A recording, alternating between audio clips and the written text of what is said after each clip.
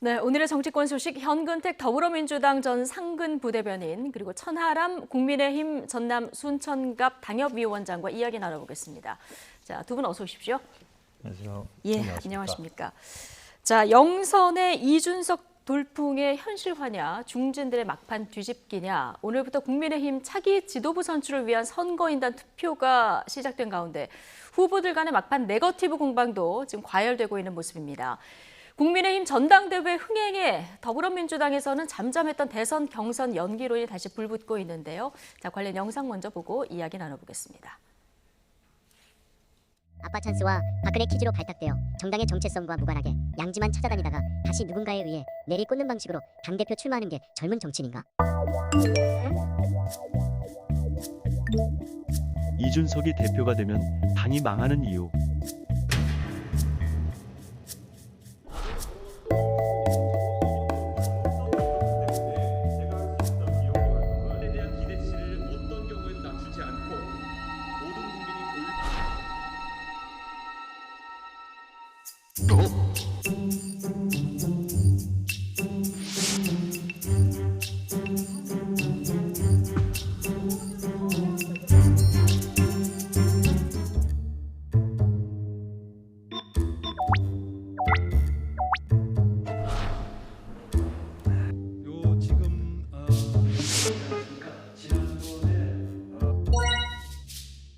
구매해 주셔서 감사합니다.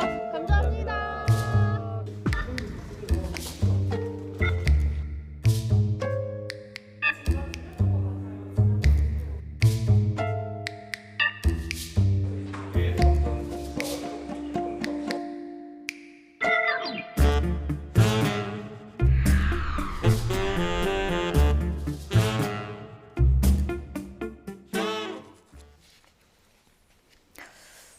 네, 국민의힘 전당대회 이제 4일 앞으로 다가왔습니다. 오늘부터 지금 선거인단 투표가 시작이 된 거죠? 네, 맞습니다. 예, 구체적으로 어떻게 일정이 진행이 되는 겁니까? 네, 우선 선거인단부터 좀 예. 설명을 드려야 될 텐데요. 저희가 선거인단이 30만 명이 조금 넘는데요. 네. 그중에 28만 명, 그러니까 대부분은 저희에게 당비를 내시는 책임당원으로 구성이 되어 있습니다. 예. 그 외에 이제 그 대의원분들이나 또 각 저희 지역구에서 선별한 일반 당원분들 중에도 선거인단이 되신 분들이 계시고요. 예. 그분들이 오늘 오전부터 시작해서 오늘 내일 이렇게 모바일 투표를 진행하시게 되시고 일단 모바일 투표 먼저 하고. 네, 맞습니다. 예. 근데 이제 예를 들면 그 모바일 투표나 이런 것들이 좀 어렵거나 이런 분들 계시잖아요. 예. 그래서 그런 분들을 위해서 이제 모바일 투표 끝난 그 수요일, 목요일에는 ARS로 전화를 드려서 전화로 투표를 하실 수 예. 있도록 기회를 추가로 더 드리고 있습니다. 그래서 요약하자면 월화에는 저희 당원분들 선거인단의 모바일 투표가 있고 수요일, 목요일에는 당원들의 ARS 투표 그리고 그와 동시에 일반 국민들을 대상으로 한 일반 여론조사도 같이 진행이 됩니다. 네, 이 표를 모두 합산해서 이제 결과가 금요일 날 나오는 건데요. 네, 맞습니다. 예, 어쨌든 지금 열기를 더해가고 있는 국민의힘 당대표 선거 선출 얘기 먼저 하고 있는데 지금 막판으로 갈수록 열기도 더해가지만 신경전도 치열해지는 이런 상황인 것 같습니다. 하나씩 좀 보면 일단 이준석 후보가 어제 당원 명부가 통째로 특정 캠프에 의해서 유출이 됐다. 그래서 이준석 비방 문자를 보냈다. 자, 이렇게 특정 캠프에서 유출된 것으로 추정이 된다. 이런 주장을 했는데요.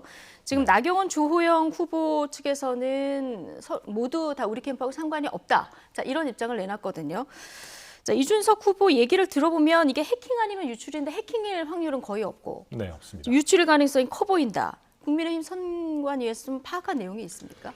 네, 제가 사실 국민의힘 선거관리위원이기도 해서 예. 오늘 우리 방송 들어오기 전에 직전까지 선거관리위원회 회의를 하고 왔습니다. 예, 어떻게 파악하고 계십니까? 네, 우선은 일단 좀 한 가지 바로 잡아야 될 것이 예. 유출된 것은 당원 명부는 아닙니다. 아, 당원 명부는 아니다. 네, 무슨 얘기냐면 예. 저희가 각 후보 캠프에다가 그 당원들의 연락처를 안심번호로 바꾼 그러니까 선거 기간에 한정해서 거기에 문자를 보내고 전화를 할 수 있는 예. 명부를 드리긴 합니다. 그렇지만 이름이 공개되어 있진 않고요. 그러니까 성만 공개되고 이름은 가려져 있고 주소도 그냥 지역구 단위까지만 공개가 되어 있기 때문에 어떠한 경우에도 전체 성명과 주소가 포함된 당원 명부는 결코 유출될 수가 없다라는 걸 일단 먼저 말씀을 드리고요. 당원 명부는 아니더라도 어쨌든 일정 부분의 정보가 가려진 채로 유출이 된 건 맞습니까?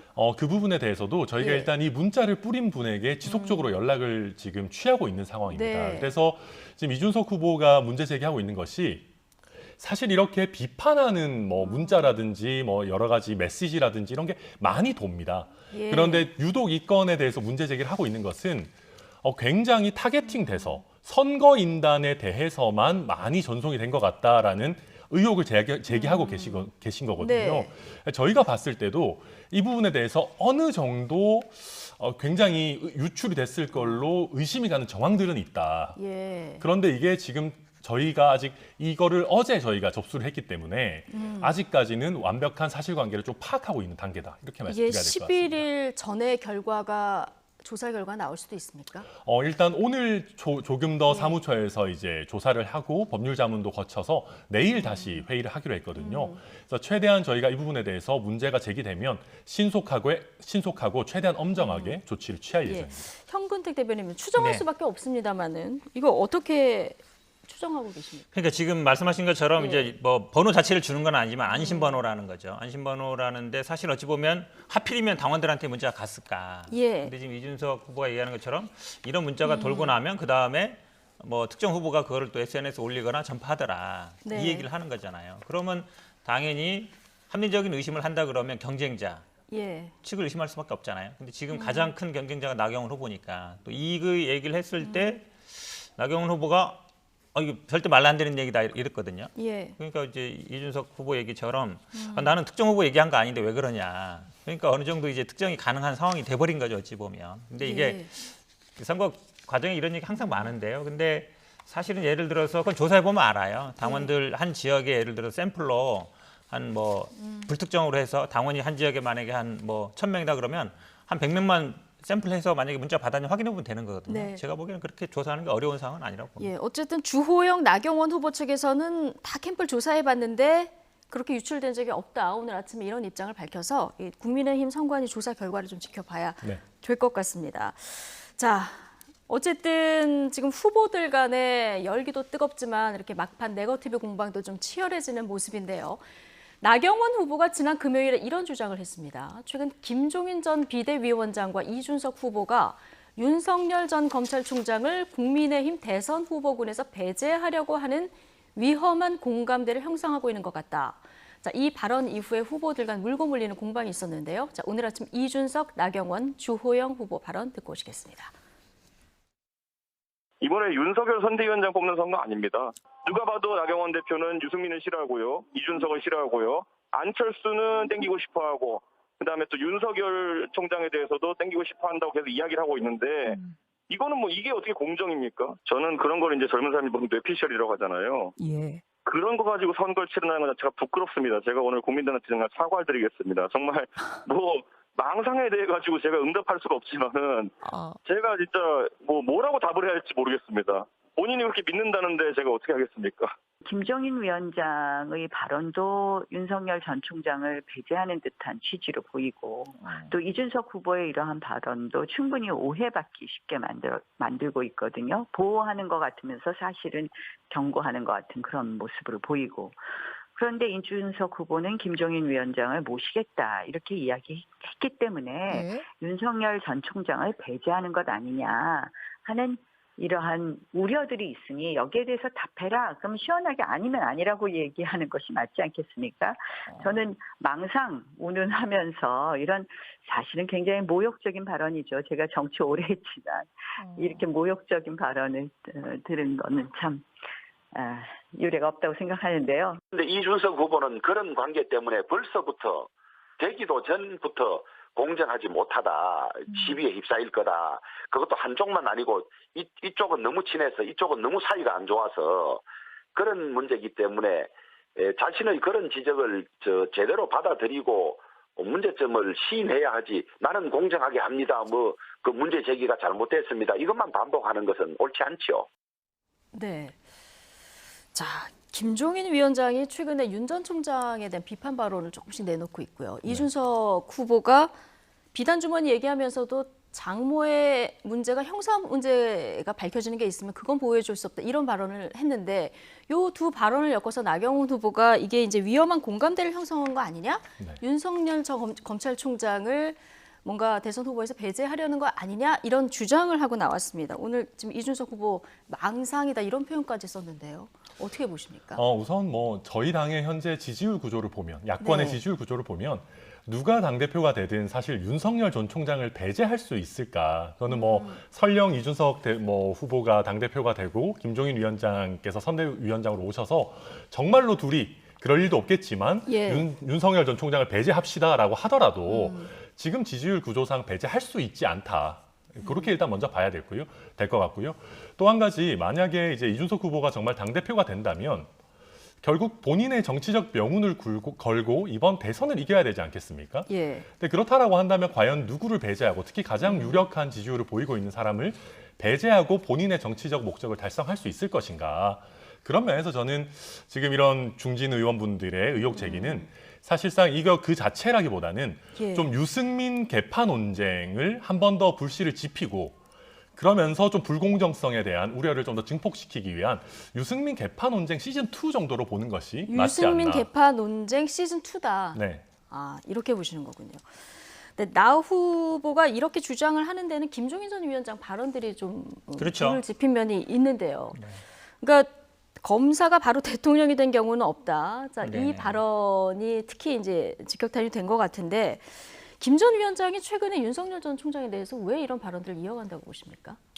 일단 본인이 생각했을 때 일단 여러 가지 얘기했죠. 본인 일단 별의 순간 잡았다 그랬는데 네. 최근에는 이제 100% 확신 없다. 네. 더 나갔죠. 그러니까 검사는 그런 적이 없다. 대통령 한 적 없다.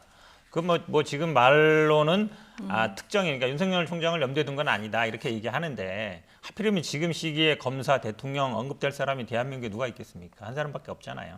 그러면 두 가지 정도로 보는데요. 하나는 본인이 일단 좀 그랬던 그림에서 어긋나고 있다. 최근에 이제 입당설 얘기 나오고 이런 상황에서 뭐 그걸 크게 바라지 않았을 것 같기도 하고. 근데 지금 아마 뭐 이것도 뭐 개인적인 생각입니다만 그동안 여러 의원들을 만나고 여러 학자들 만나는데 본인은 그동안 어찌 보면 연락하라는 얘기를 그렇게 많이 했는데 연락 안 하고 있잖아요. 연락 안 한 거거든요, 결국은. 예. 이제 그런 것도 저는 사실 좀 작용한다고 봐요. 그러니까 그 아마 연락해라 이렇게 얘기했으면 늦어도 한 뭐 일주일 보름 내는 얘기가 나와야 되는데 이게 벌써 한 2달 되도록 안 만난 거잖아요. 사실상 보면은 이제 그런 것도 작용한다고 봅니다.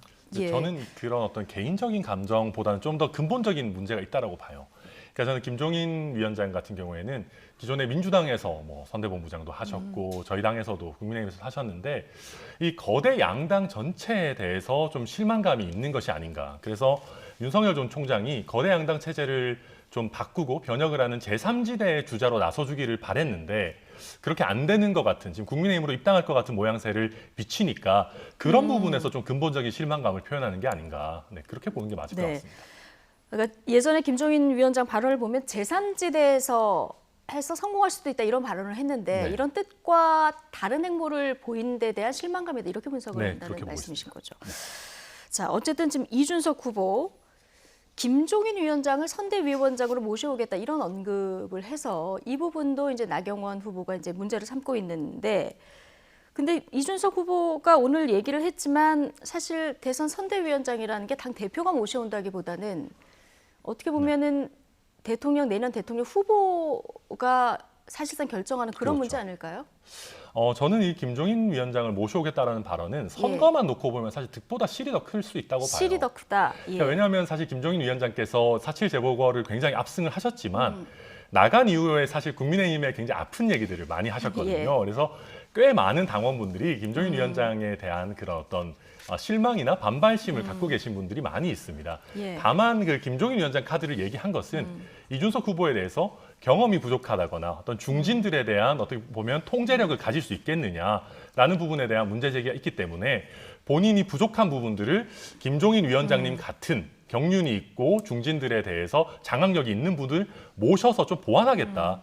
그런 정도의 취지로 이해하는 게 맞을 것 같아요. 저도 그 부분 동의해요. 그러니까 대선 후보가 선출되고 나면요. 사실은 당대표가 할 일이 많지는 않아요. 거의 대선 후보 중심으로 가거든요.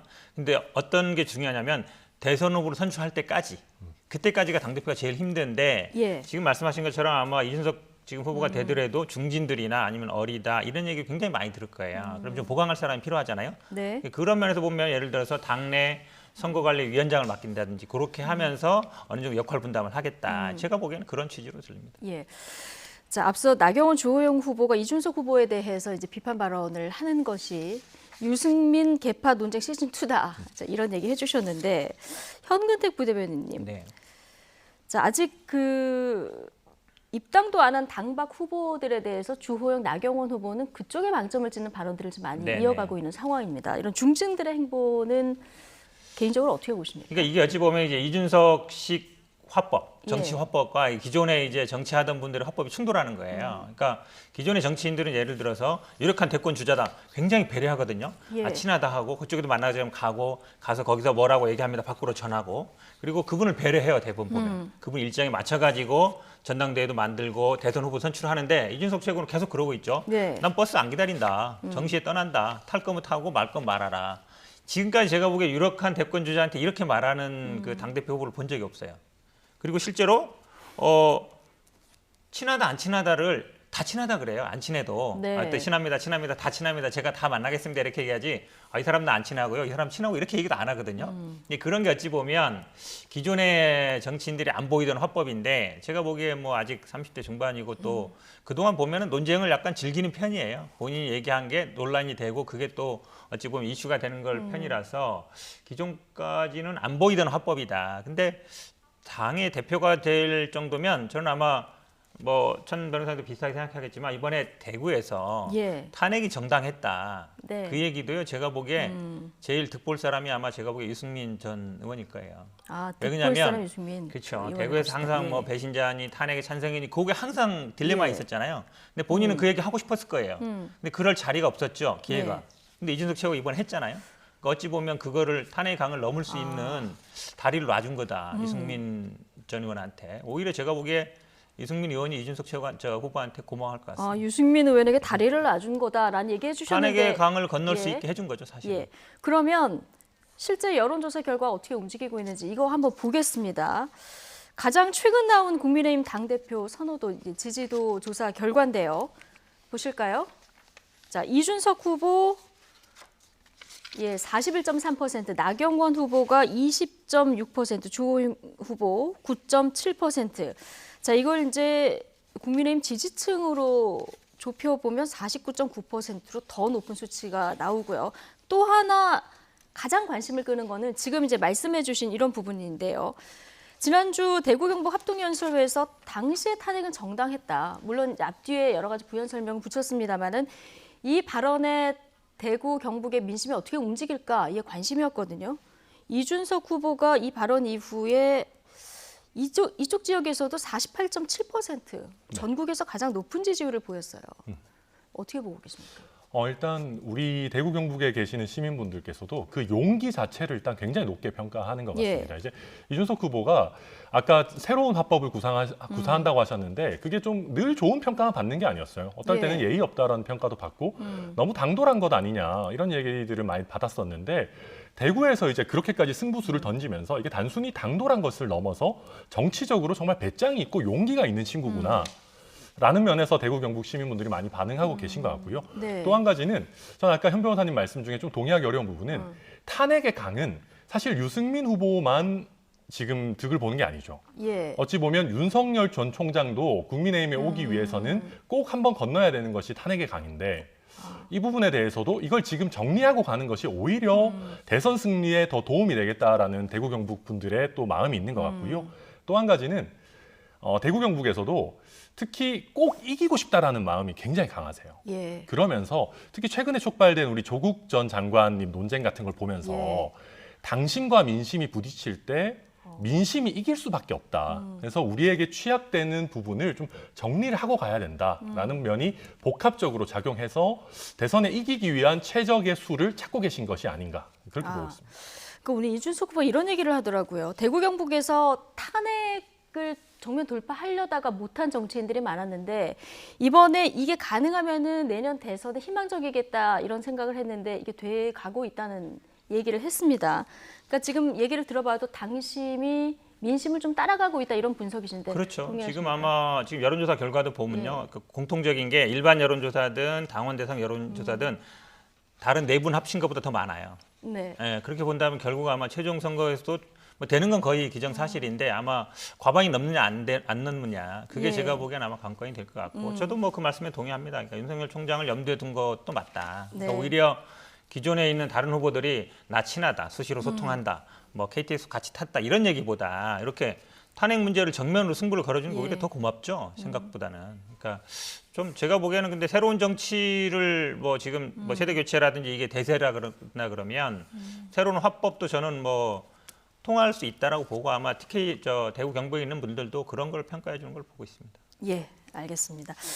자, 이제 남은 시간 4일 남은 거죠? 예. 네. 이제 오늘 오후 포함해서 TV 토론 한 3차례 정도 남은 것 같은데요. 국민들이 아마 끝까지 다 보고 또 판단을 하지 않을까 싶습니다.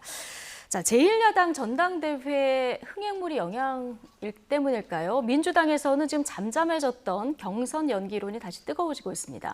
최근 대권 도전을 선언한 최문순 강원도지사 공식적으로 경선 연기를 요청했고요. 그러나 당내 찬반 의견도 좀 팽팽한 이런 상황입니다. 최문순 강원도지사 얘기 그리고 김병욱 민주당 의원 발언 같이 듣고 오시겠습니다. 제가 이런 우려를 가지게 된 것은 최근에 있었던 당 대표 선출 과정을 지켜봤기 때문입니다. 전혀 선거 열기를 느낄 수 없었습니다. 대통령 선거도 똑같이 진행될 수 있습니다. 이번에는 그 대선 경선이 7, 8월에 휴가철에 진행되기 때문에 더 재미없을 것이다. 국민들한테 휴가가 계신 분들한테 이걸 좀 봐주십사는 것도 예의가 아니기 때문에 연기하는 게 맞겠다. 연기하지 않는다면 그 대안으로 어떻게 흥행을 할 것인가 이걸 논의하자. 이것이 어느 주자에게 유리하냐 불리하냐가 중요한 것이 아니고 우리가 정한 원칙을 지키는 모습을 국민들한테 보여줘야 되고 우리가 국회라는 공간을 통해서 어떤 일을 해야 되고 그것을 통해서 국민들에게 어떤 희망을 심어주느냐 이게 중요한 거지 않습니까? 그런 측면에서 곰곰이 생각해 보면 경선 연기론의 실익이 전혀 없다. 알겠습니다. 그렇게 생각합니다. 예. 자, 뭐 당내에서 이런 찬반론이 팽팽하게 맞서고 있을 텐데 지금 최문순 지사가 당내 대권 주자 가운데 공식적으로 문제를 제기한 건 이번이 처음인 것 같은데요. 네. 일단 이유를 들어보면 지난번 당대표 선거도 그렇고요. 그리고 경선이 이루어진 때가 또 휴가철 아니겠습니까? 네네. 이런 이유 때문에 좀 흥행면에서 고민이 된다 이런 얘기인데 어떻게 보세요? 그러니까 뭐 앞에 이제 방금 보니까 이제 뭐 악플보다 무플이라고 얘기했는데 그렇게라도 아마 민주당이 좀 이제 경선에 관심을 가져주면 고마운데요. 네. 그러니까 흥행이라는 부분은 사실은 지난번 뭐 서울시장 경선 때도 그렇고 민주당의 이제 당대표 선거 때도 그렇고 사실은 시기의 문제는 아니에요. 예. 주자의 문제고 사람의 문제거든요. 그러니까 경쟁이 치열하면 관심이 가고 경쟁이 치열하지 않으면 관심이 별로 없어요. 그러니까 결과가 뻔할 경우에는. 네. 근데 예를 들어서 이게 지금 시기를 늦춘다고 해서 경선이 더 뜨거워지겠는가? 그러니까 한마디로 얘기하면 주자들이 지지율이 굉장히 올라오겠는가?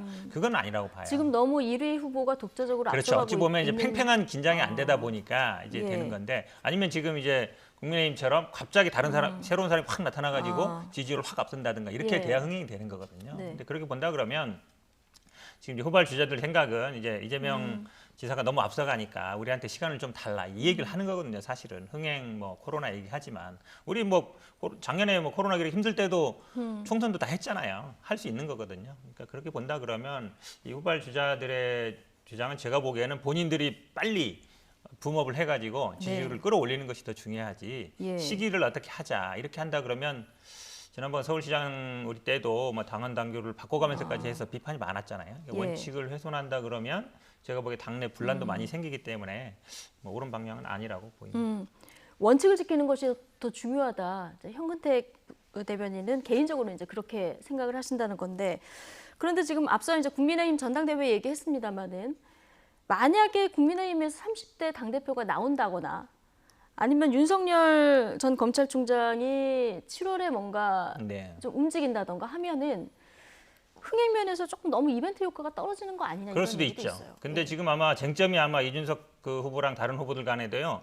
그 버스를 정시에 세울 거냐 아니면 올 때까지 기다릴 거냐 그거잖아요. 네. 그러니까 이준석 후보 같은 경우는 정시에 떠난다는 거고 다른 후보들은 아이 그래도 탈 때까지 기다려줘야지. 그 마찬가지거든요. 어찌 보면 우리도 비슷한 거예요. 민주당도 지금 정해졌는데 이미 버스 탄 사람이 있고 우리는 탈까 말까 지금 약간 기다리는 편인데 그냥 가버리면 어떡하냐 이 얘기거든요. 근데 빨리 타면 돼요. 그래서 제가 보기에는 이거를 어차피 비슷한 논의인데 뭐 물려 있긴 하지만 저는 뭐 경선의 흥행은 다른 방법으로 예를 들어 주자들 간의 토론 저는 아마 지금 국민의힘에서 스탠딩 토론하고 원고 안 보고 토론하고 그랬잖아요. 민주당에도 지난번 전당대회 때 그 얘기 나왔었어요. 우리도 좀 저렇게 하자.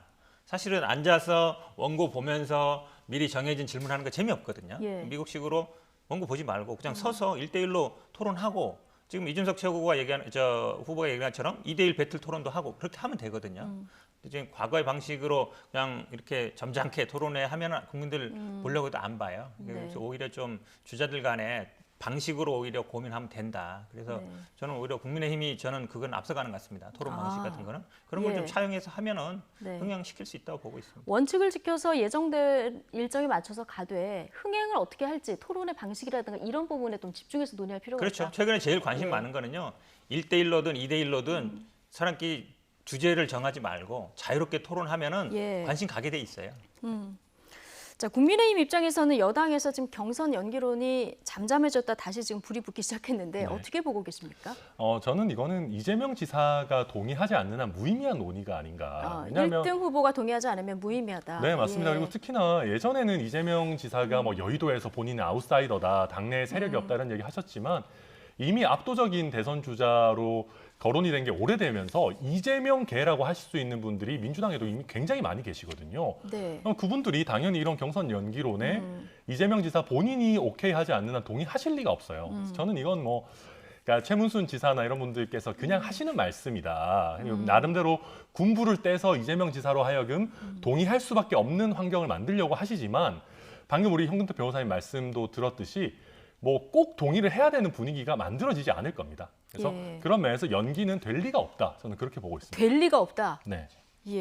그런데 이재명 지사가 사실 2달 후에 된다고 해도 지금 워낙 많이 앞서가고 있기 때문에 2달 후에 해도 불리할 건 없지 않습니까? 이재명 지사가 내가 받아들이겠다 이렇게 할 가능성은 없을까요?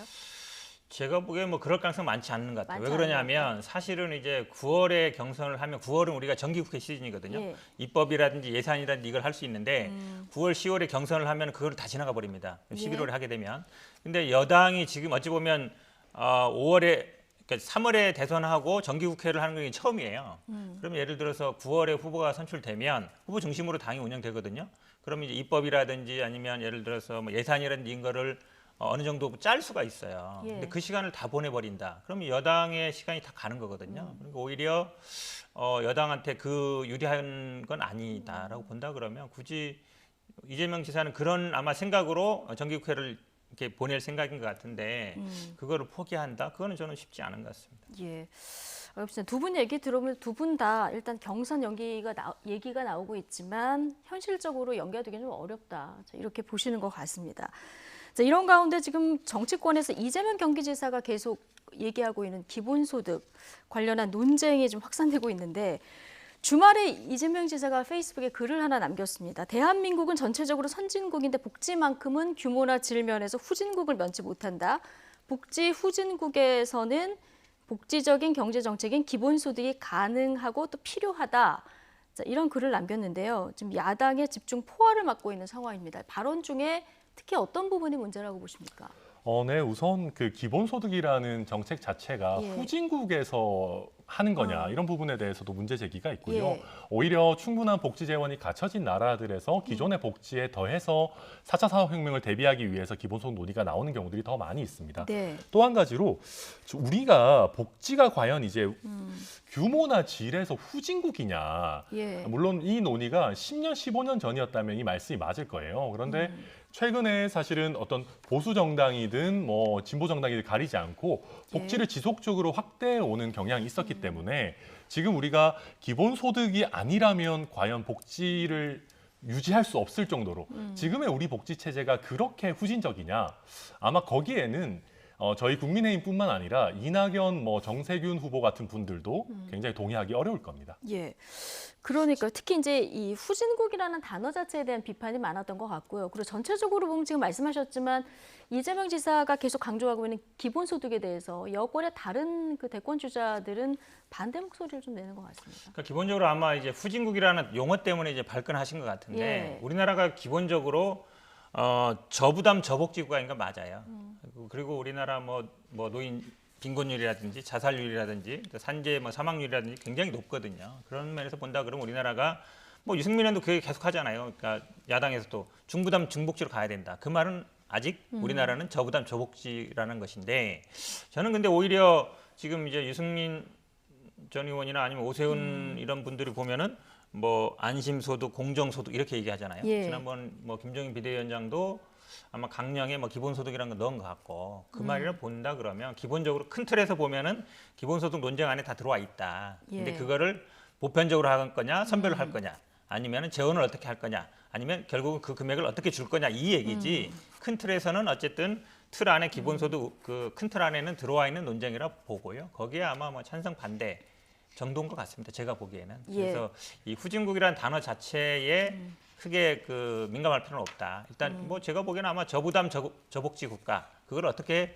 중부담 중복지로 갈 거냐 그 고민이 저는 본질적인 문제라 보고 있습니다. 예. 이재명 지사는 재난지원금도 지금까지 계속 전 국민에게 지급해야 된다. 그래야 경제가 돈다. 경제 관점에서 바라봐야 된다. 이런 얘기를 주로 많이 했었는데 지금 다시 재난지원금 얘기가 다시 좀 떠오른 상황인데요. 더불어민주당이 꺼낸 2차 추경 편성에 대해서 홍남기 경제부총리가 공식 검토하겠다 이렇게 밝히면서 지금 논의가 급물살을 타고 있는 이런 상황입니다. 오늘 아침 민주당 강병원 최고위원은 전국민 지원금과 함께 대체 휴일법이 6월에 곧 통과돼야 한다 이렇게 주장했는데 이 발언 듣고 오시겠습니다. 지금은 전국민 재난지원금이 민심을 돈으로 달래려는 포퓰리즘이라고 주장하고 있습니다. 정책 논쟁은 언제든지 환영합니다. 그러나 제1야당이 민생을 두고서 이랬다 저랬다 말을 바꾸며 정책 불신을 조장해서야 되겠습니까? 국민이 마치 재난지원금 때문에 투표하는 것처럼 폄훼해서야 되겠습니까? 재난지원금 지급과 함께 대체율 확대법을 6월 중에 꼭 통과시켜야 합니다. 재난지원 지급과 대체휴일제 시행은 소비와 내수 진작으로 이어질 것입니다. 예. 누구에게 어떻게 지급할 것인가, 재원을 어떻게 마련할 것인가, 이런 쟁점들이 항상 재난지원금 얘기 나올 때마다 나오는데 어쨌든 야당에서는 전국민 재난지원금 얘기가 나오는 것은 이제 포퓰리즘이다 이런 비판을 계속 하고 계신 거 아니겠습니까? 네, 저는 개인적으로 이왕 전국민 재난지원금 할 거면 선거 직전보다는 차라리 지금 하는 게 낫겠다라는 생각도 들고요. 예.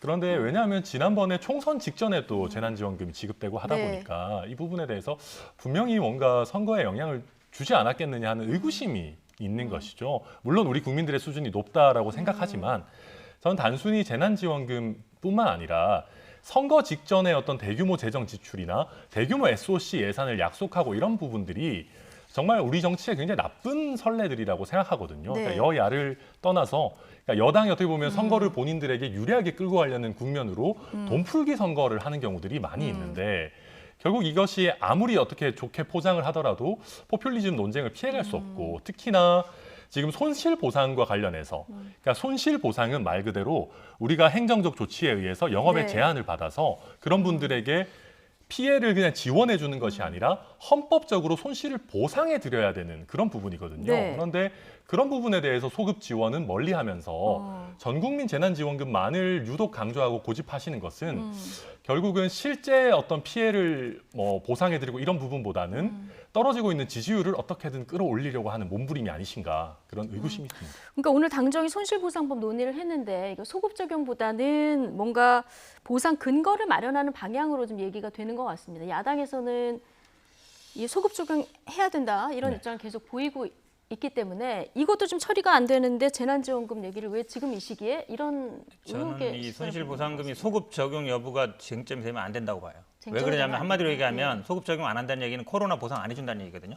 앞으로 그러니까 제2의 제3의 팬데믹이 왔을 때 하겠다는 거고 이미 지나간 건 안 된다는 얘기잖아요. 그럼 이 법을 왜 만들죠? 그러니까 지금 소상공인이나 국민들은 이번 코로나로 해서 힘들었는데 이거를 보상해달라고 하는 거예요. 물론 재정이 문제죠. 아마 이게 제대로 보상을 하면 수백조 들어갈 겁니다. 그러다 보니까 뭐 여당에서도 그렇게는 못하니까 전 국민에 일단 하자 아니면은 뭐 지난번처럼 재난지원금을 하자는 얘기인데 저는 뭐 재난지원금은 일종의 손실보상 선지급이다.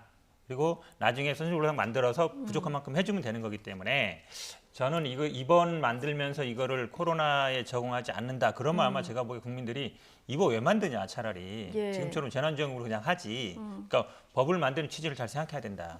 이번 코로나에 손해를 입은 분들에 대해서 보상하는 게 이번 손실보상법의 가장 중요한 의미거든요. 그러니까 저는 소급 적용 문제가 아니라 보상을 몇 프로 해줄 거냐. 예를 들어서 손해가 100만 원이다 그러면 뭐 50% 해줄 거냐, 30% 해줄 거냐. 그게 쟁점이 돼야지 소급 적용 여부가 쟁점이 되는 건 법을 만드는 방향 자체가 저는 좀 잘못됐다. 개인적으로는 저는 그렇게 생각하고 있습니다. 소급보다는 보상의 범위나 어떻게 해야 되는지에 방점이 찍혀야 된다는 말씀이신데 재난지원금 주겠다는 이 논의에 대해서 국민들 생각을 YTN이 좀 알아봤습니다. 오늘 YTN 리얼미터 여론조사한 결과가 있는데요. 전 국민에게 지급해야 된다가 38%, 그리고 취약계층에게 선별 지급해야 한다가 33.4%고요. 지급 반대가 25.3%입니다. 이 결과치를 보면은 일단 전 국민에게 지급해야 한다가 찬성이 38%입니다만은 취약계층하고 지급 반대 이걸 합하면은 58.7%거든요. 네, 근데 양쪽 논의가 다 일리가 있죠. 이게 참 어려운 문제입니다. 그런데 저는 방금 우리 현 변호사님께서 말씀하신 게 정답이라고 생각해요. 저희 당의 입장이랑도 굉장히 유사하고요. 그러니까 특히 이제 쉽게 얘기하면 물론 모든 국민들께서 고통을 받으셨지만 그중에서도 유독 타격을 심하게 입은 업종들이 있거든요. 그리고 그 업종들이 그래도 버텨내야지만 고용이 유지가 돼요. 그러니까 우리가 물고기를 나눠주는 것도 물론 중요하지만 물고기가 나오는 어장을 지키는 것이 길게 보면 더 중요한 문제이기 때문에 결국 꽤 많은 국민들께서도 그런 고용 유지의 중요성, 특히 취약계층과 취약 업종에 이제 지원해 줘야 되는 중요성을 느끼고 계신다고 보고요. 저도 현 변호사님 아까 말씀 중에 굉장히 동의하는 것이 손실보상법 이제 만들어가지고 앞으로 팬데믹에만 적용하겠다 그러면 누가 납득하시겠습니까? 전 국민 중에 누구도 납득 못하실 거거든요. 그래서 저는 그 전체 국민에게 돈을 나눠드리는 것도 중요하지만 제대로 된 취약계층, 취약업종이 이 고비를 넘어갈 수 있도록 코로나에 대한 손실 이 부분을 소급해서 굉장히 폭넓게 해야 된다. 그렇지 않으면 개개 가정에 조금씩 돈 나눠드리는 거 물론 중요하죠. 가뭄의 단비지만 그것보다도 결국은 물고기가 나오는 어장을 지키는 것이 더 우선이다. 그렇게 보고 있습니다. 잠깐 한마디만 하면요. 근데 아까 지금 그 해석을 하시면서 전 국민 38%, 그다음에 찬성 반대 합쳐서 뭐 50%. 그건 저는 해석이 잘못된 것 같아요. 왜 그러냐면 찬성이 두 개 합쳐서 71%고 반대가 25% 그렇게 봐야 되죠. 찬성 중에 보편이냐 이렇게 가져야지 전 국민 찬성이냐 반대냐 그렇게 한다 그러면 제가 보기에 근데 지금 제가 왜 그렇게 합했냐면 재난지원금을 주지 말자고 야당에서 하는 것도 아니고 재난지원금을 주자는 데는 대부분 맞는데 이거를 선별로 하느냐 아니면 전체적으로 하느냐 이게 지금 쟁점이기 때문에 제가 그렇게 그렇게 만약에 해석을 하시면 지금 그러니까 보편으로 선별해서 주자는 것과 반대를 하나로 묶으면 안 되잖아요. 그건 이미 찬성 반대로 완전히 입장이 다른 거기 때문에 그걸 합쳐서 보편 지급 반대다 이렇게 해석하시는 건 제가 보기에 잘못됐다는 거죠. 어쨌든 전 국민에게 지급해야 한다가 38%고 취약계층에게 선별 지급해야 한다가 33.4% 그리고 아예 주면 안 된다라고 생각하는 국민이 25.3%. 별개로 나눠서 봐야 된다. 알겠습니다. 앞서 강병원 최고위원 얘기 들어본 것 중에 아마 직장인들이 가장 눈에 띄는 대목이 하나 있는 것 같습니다. 대체휴일법 소비와 내수 진작으로 이어지도록 이번 달 안에 꼭 통과시키겠다 이런 얘기를 했는데 대체휴일법 국민의힘에서도 뭐 반대하는 건 아니죠. 네, 저는 뭐 개인적으로 꼭 됐으면 좋겠고요. 근데 다만 이거를 이제 입법으로 통과를 시키더라도 시행 시기 같은 거는 좀 신중하게 봐야 될 것 같아요. 물론 이제 백신 접종이 좀 더 원활해지고 있고 이제 접종률도 높아지고 있습니다만은 너무 섣부르게 시행하다 보면 또 국민들에게 좀 방역 수칙 이런 부분에 대해서 좀 완화해도 되는 것 아니냐 하는 시그널을 줄 수 있기 때문에 저는 이 부분은 법은 당연히 통과시키되 그 여러 가지 방역 어떤 그 수치들이나 접종률 이런 것들을 보면서 좀 시행 시기를 좀 신중하게 조율할 필요가 있다. 그렇게 봅니다. 시행 시기를. 알겠습니다. 지금 하반기 달력 보면은 좀 깜깜한 이런 생각 드시는 분들 많을 것 같습니다. 휴일이 다 토요일, 일요일과 겹쳐서 시행 시기를 뭐 7월부터 해도 되지 않을까요? 그러니까요. 빨리 만들어서 빨리 해야죠. 알겠습니다. 언제부터 뭐 여야가 의견은 지금 동일한 상태고 시기에 대해서 좀 이견이 있을 수 있는 부분이니까요. 자, 어떻게 진행되는지 좀 지켜보도록 하겠습니다. 자, 현근택 더불어민주당 전 상근 부대변인 그리고 천하람 국민의힘 전남 순천갑 당협위원장 오늘 두 분과 정치권 이야기 나눠봤습니다. 고맙습니다.